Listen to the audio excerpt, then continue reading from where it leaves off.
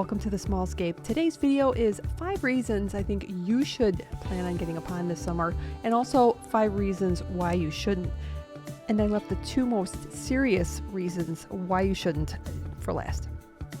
Now, going without saying, this is not even on my list, but it would be the breeding opportunities, like the white cloud minnows or shrimp are fabulous choices. You can have large ponds. I mean, sky's the limit. You can have all the different knickknacks that go with a pond, the fun stuff. You can have pond kits. Even have DIY ponds. And with whatever size pond would bring number 1, at least for me on my list, number 1 reason to get a pond is for the plants. Now, specifically, what kind of plants? Well, any kind of plants that you like. The red plants, I typically do not have a whole lot of good luck because I don't have high light. But guess what? When you're outside, you have higher light options there. The big sun in the sky. So red plants have done really, really well. Also, creeping jenny, bacopa, the umbrella palm. You can start putting in plants that are at your regular garden center. There's lots of different options, and you can have it look completely different than any of your tanks in the house. And a lot of these plants can do really well in a pond. Once they go immersed, so above the water, they're going to look totally different. And you can have lilies, which of course you're probably not going to keep in your tanks, especially nano tanks in the house. But you can. There's just so many different options. And there's so many different plants out there. I've done a bunch of videos, but I would definitely recommend to anyone get it for the plants. Now, what would be a negative? Why would you not want to? Yeah, you may wind up with too many plants.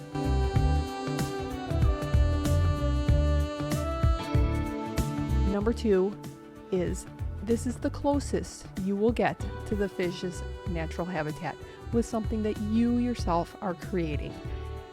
That is the joy of creating an aquarium, something that has living creatures in it. Your little fishy friends, you get to see them in their natural environment. You probably try and create it as close as possible with rocks and driftwood and plants, all these delicious looking plants, and you create like a little biotope, either closely resembling their native habitat or not.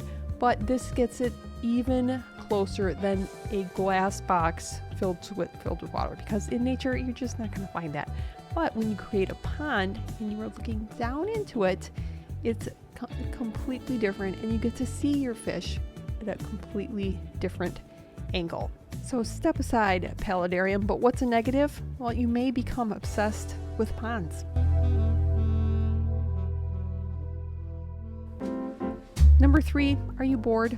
Is there anything that you're just like, I'm just not feeling doing another tank? Well, you have limitless options when you're talking a pond. Yes, you can use ideas that you've gotten maybe from the fish stores. We have amazing ones in the Chicagoland area, which you're getting a lot of the footage from there, from Aquascape and Zeuxi. I mean, all these fabulously escaped tanks and ponds. You can get lots of inspiration and use them in your ponds outside. And it's just a totally different feel. You're looking down into the water and you can incorporate so many cool plants. I mean, look at these crazy plants that I was able to put in my pond. And I only had a 55 gallon. So this one that you're seeing is shaped kind of like a bean. I got from Lowe's, I want to say. So many options. But, there is a negative.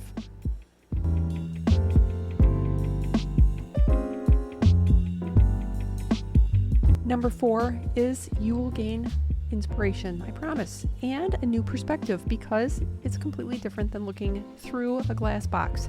You're looking down into a pond, be it a small pond, a large pond.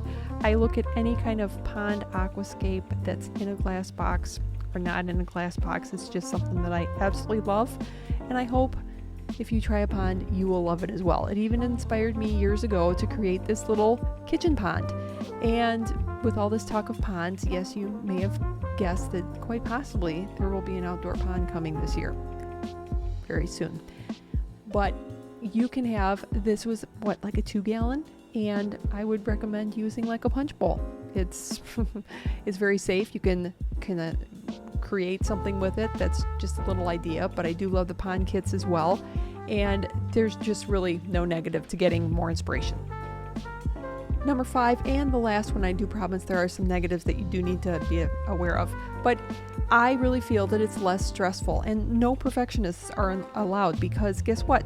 And you know what? You don't even need CO2 to have these great plants growing, because of that big ball of light in the sky that's going to help you out and have your plants just go crazy. But there's so many different things that are not in your control. You just kind of have to let it do its thing, and I think it's really good for people like me who are perfectionists, and you don't even have to clean the glass. Think of it like that, because guess what? There is no glass. And make sure you're subscribed, because I will be having a video coming out with some tips if you are going to create a pond. But a couple of negatives, big ones.